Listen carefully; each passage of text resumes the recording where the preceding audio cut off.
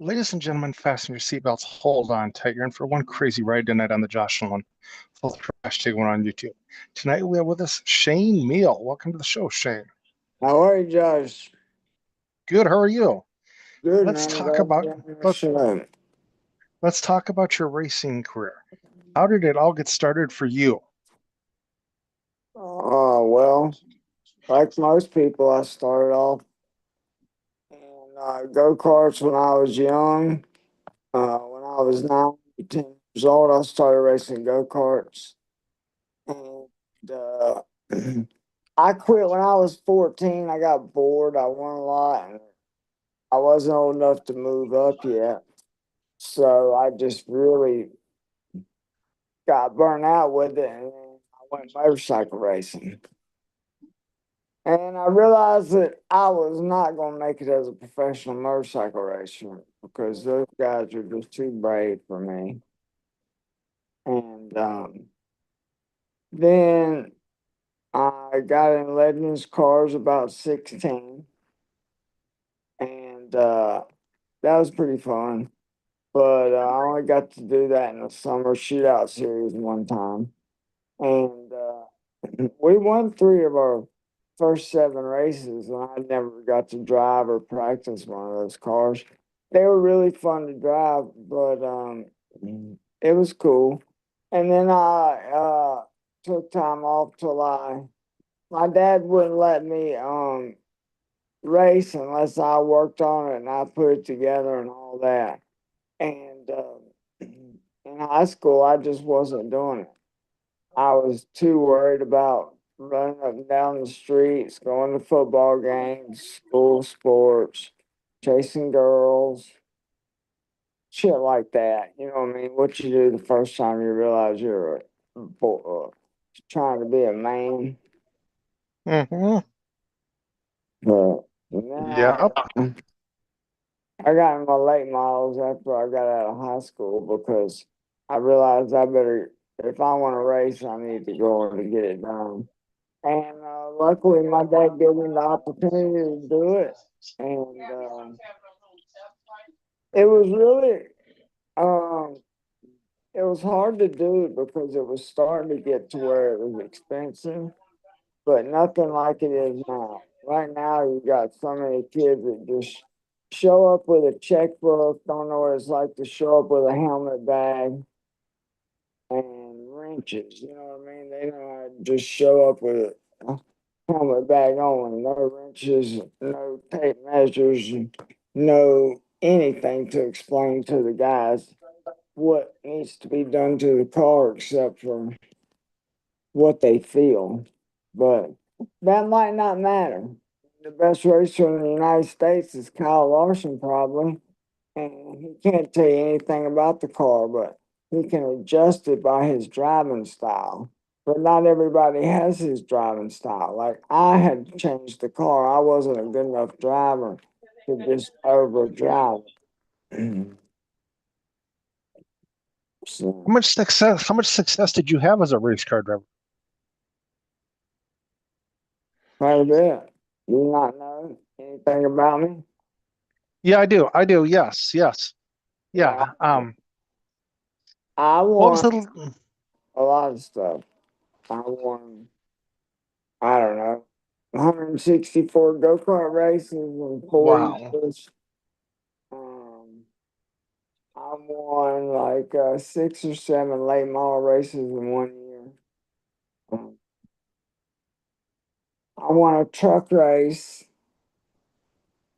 I didn't win any bush races. I thought I should have, but I just never put it all together. What was it like for you to win that truck race? It was cool. It was a fun deal. It was something I didn't ever expect to do. You know, I was just growing up around Caraway Speedway. I was just hoping to be a late model racer. And shoot, once I got to move past that, I was super stoked just because there's such good racing growing up there in the late 80s and 90s when I was growing up as a kid. I mean, you had your Mike Skinners, your David Hyders, your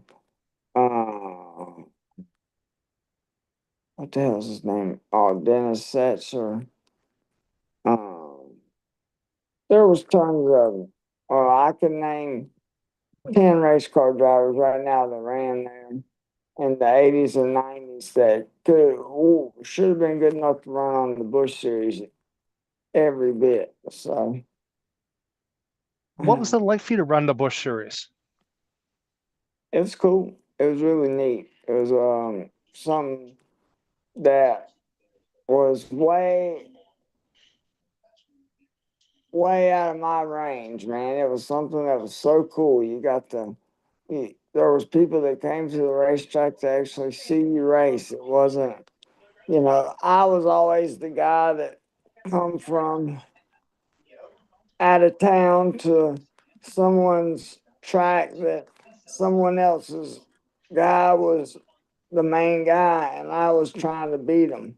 So no one ever really cheered for me till I got NASCAR racing. That's when I started selling T-shirts and stuff. But nobody really started cheering until I went USAC racing. That was really cool following. Was USAC. Those guys, the fans there, they really followed their drivers. What was it like to transition from Truck Series and Busch Series to a USAC sprint car and midget?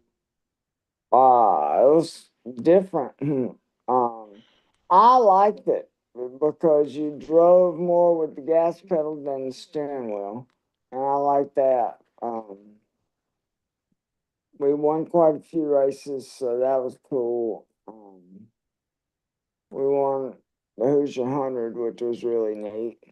Um, just races that I've heard about a lot throughout my life growing up. Thursday Night Thunders. I won both I've ever raced.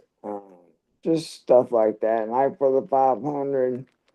I feel like I should have won, but I got crashed. I said quick time on a Thursday Night Thunder in Silver Crown. There was a lot of cool things I did that. Yeah, I don't know if it's been cool to everybody, but it was cool to me because I'm a race fan. You know what I mean? Like Oh yeah, yeah. I care what I've watched on TV. I don't have to. Just if someone don't care about it, there's a good chance that I might. You know what I mean? Yeah, exactly. All right, So, let's talk about, okay, you had a really bad accident in October of 2010. Let's talk about what happened that night. I don't know what happened. I actually don't remember Mm. anything, but I have watched it 1,000 times, and it looks like I was just holding the throttle down too hard, and the right rear didn't slip enough. I needed it to slip more, and it just stuck. I should have rolled up off the throttle, but I wasn't good at believing and letting off. What I was it was like? kind of built on having bravery, and I wasn't really one to just let off, but not letting off hurt me, but it's still part of my life. And it could be a lot worse. What was it like driving for the number 17 Rotondo Wyrich team? It was great. Mr. Wire and Mr. Rotondo were great people. Mr. Wire was shit. He was one of my best friends for the longest time. He did anything for you. He was there for the race team. He was there as a person. He was there as your friend. I mean, he was just one of those guys that, if you needed him, and that was talking, that was questions, that was business questions, that was business answers. He had so much stuff. He had made a lot of money in his life, and it wasn't from it being handed to him. Him and Mr. Rotondo had built that business, and it was a great business. And I'm super glad that I got to hang around those two guys, mostly Mr. Wire, because he was the one that was there mostly, but damn, was he a good guy to be around. What was that like for you to win the Hoosier 100? Uh, really awesome because it was dirt. I um I didn't know if I'd ever win dirt. Dirt's really hard, especially coming from pavement to dirt. You know, I think it's easier going from dirt to pavement. Um, Pavement to dirt is just you learn all the grip you can have in pavement, and you lose it all in dirt. And you just ride it out. Hope you don't hit the cushion too hard, or hope you don't bounce into the cushion, or hope you don't bounce into the wall. Hope you don't, there's just so many things that can happen on Silver Crown There, car, non sprint car, midget. Um, there's just so many things that can happen just on dirt super fast. there for a while, Shane, you owned a team called 5-6 Inc. What was that like for you? It was a great time. I got to do it with my best friend Levi Jones. He drove for me. Uh, we won our first race. We ran with 5-6 Inc. Um, with Levi driving, We won it at. We won the Gold Crown at. I don't know. It's over there near St. Louis. It's a really Okay, cool track. okay, I can't remember the name of it. Ran so many racetracks over all there. right. But man, it was really cool racing with that. We got to win a bunch of races. We won the Western World. We won. Should have won Turkey Night. Ran second on Turkey Night. Set world records. We did a lot of stuff with 516. Anything I drove that wasn't Silver Crown was 516. So we did a lot of cool stuff with that team. All right. Who are some of your NASCAR friends, Shane? Uh, I don't know. I have a lot of them that I see. I don't talk to as many of them. I talk to Dale Jr. a lot. He's probably one of my best buddies talking to him through the phone. He's just a good guy that I've known forever, and nothing's changed with him. He's been the same guy from Mooresville as long as I've known him. Yeah, because your dad used to work for him, right? Yep, my dad worked for him in 98 to 2007. All right. It's like a decade or something. What do you miss most about racing? Hmm. Being at the track, just hearing the cars and hearing balances hit the ground, hearing the car go, you know, uh, just scraping the ground, leaving marks, stuff like that. I'm a real fan, man. I really am someone that cares a lot about the racing. I care a lot about the vision. I hope the fans enjoy it. I try to make sure everybody understands this with me. They understand about the racing and what's going on and how you do it and blah blah blah. Ask questions. Don't sit there and be clueless because I think this is one of the best sports there is, and that's not just because I love it. That's just really what's up. I mean, it's damn a really legit sport. So what's some of the races you've watched this year? Well, on a mobile trailer, shower trailers at Eldora Speedway. So I was at all their big events this year. Okay. I was at the World. I was at the King's Royal. I was at Four Crown. I was at the Dream. Um, I was at everything. All Anything right. that was big at Eldor, I was there this year. Um, went to some big late model races, stuff like that, but that's about it. I don't get to go to much start racing around home. All right. What's the best piece of advice you got as a race car driver? It doesn't cost a thing to pay attention. All right. What People what would you always say how much um, more I had in racing than everybody else, and everybody says I got to spend more money, and I got to do this, and I got to do that, and all my dad ever told me is, Shane, it doesn't cost a thing to pay attention. So you can bitch about all that money you want, but just because you're not getting it doesn't mean you're not good. what kind of advice would you give a new race car driver? Uh,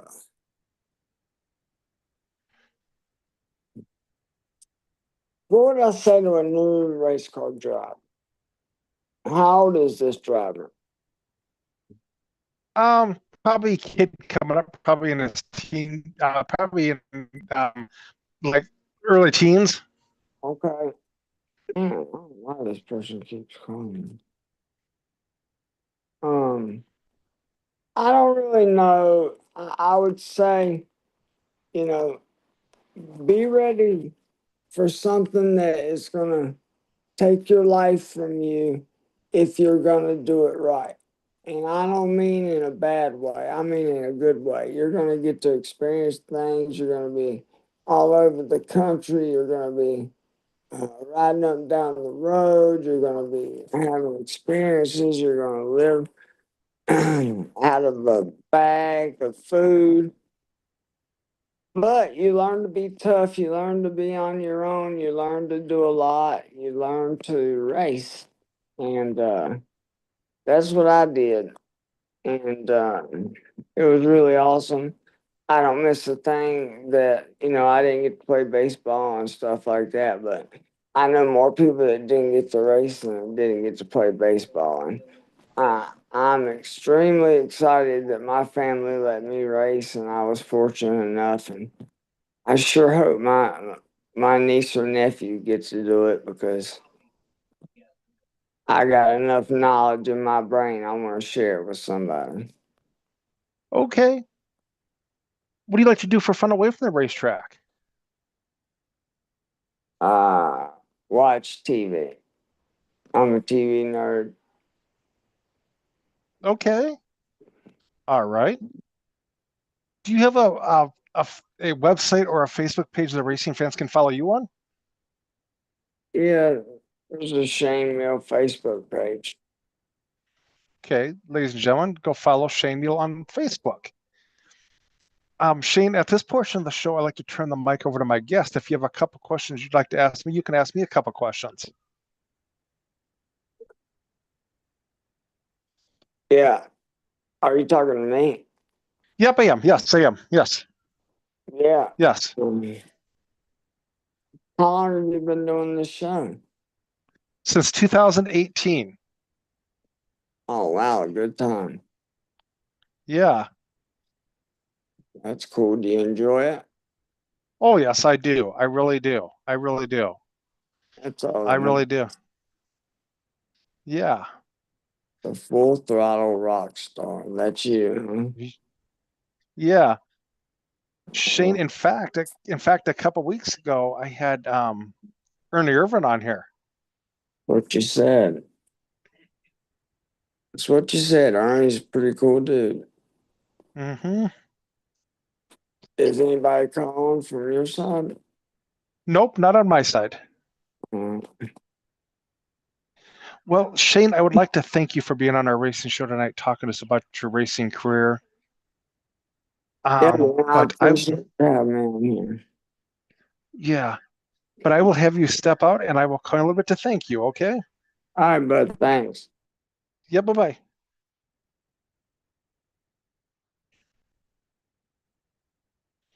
That was Shane Hmiel on our racing show tonight, former NASCAR Busch Series driver and USAC Silver Crown racer. He was injured badly in an accident in October of 2010. But Shane's doing better. So go follow Shane on Facebook under Shane Hmiel. But if you'd like to sponsor our racing show or be on our racing show, feel free to call us or text us at 712-209-713, or you can email us at jjnolan151@gmail.com. Thanks, Spike.